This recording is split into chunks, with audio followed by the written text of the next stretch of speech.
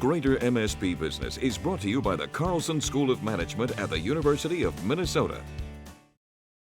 Whatever you think about the aggravation we often endure on the road, there is no question that technology has improved our daily commute.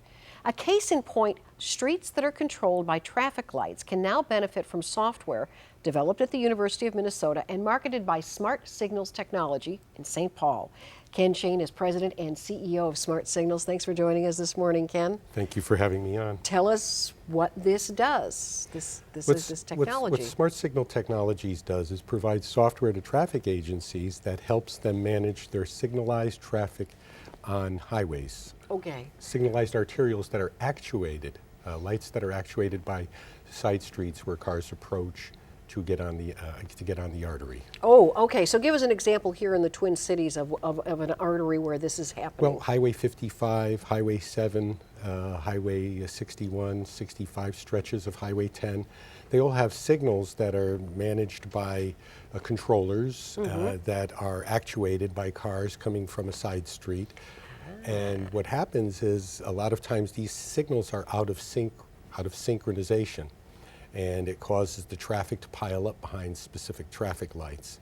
So I'm sure you have found yourself in a situation, as many of us, where we pull up to a green light and we have to wait 3 or 4 times before the light changes, that we can get through the intersection. And so what does this technology tell these traffic controllers? Well, what the technology does is it helps them network all the signals, all the controllers at those intersections, and then manage the arterial traffic flow by understanding traffic behavior on that road, so that it can help traffic engineers resynchronize the lights and make for a more through flow of traffic. So if you've got a day when you've got a certain, a heavier than usual backup of traffic at one of these signals, the traffic controller can allow this to stay green longer or change something. Right. The signals are on, the signals that are actuated also have timing patterns that are implemented during the course of a day, because obviously rush hour traffic is different than mid-morning traffic, is different than overnight traffic.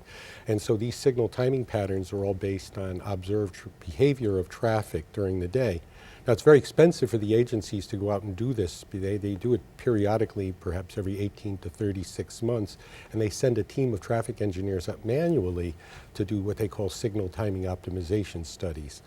By bringing all of this capability online, the signal timing engineers don't have to spend a lot of time in the field collecting data, but rather can analyze it from the traffic management center or from their offices, and then set the parameters for those phase changes appropriately.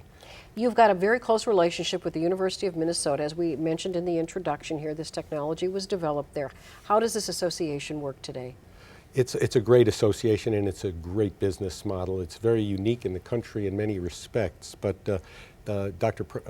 Professor Henry Liu of the University of Minnesota Department of Civil Engineering developed this technology and sought to commercialize it. And the university has an Office of Technology Commercialization where they assist professors find business partners to help commercialize the technology.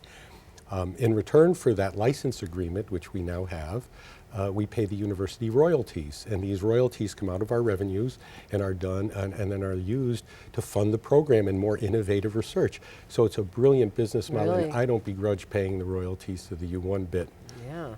So, and where do these royalties come from? In other words, who are your customers today? The customers are traffic agencies, such as MnDOT, or such as the City of Pasadena, which is another great customer of ours. For every intersection we sell, we have to give a percentage of the value of that sale to the U in the form of royalties, payable on a quarterly basis.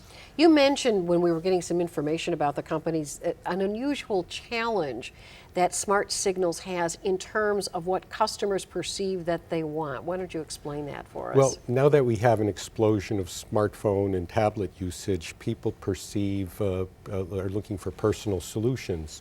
And for some reason, people confuse traffic with the weather.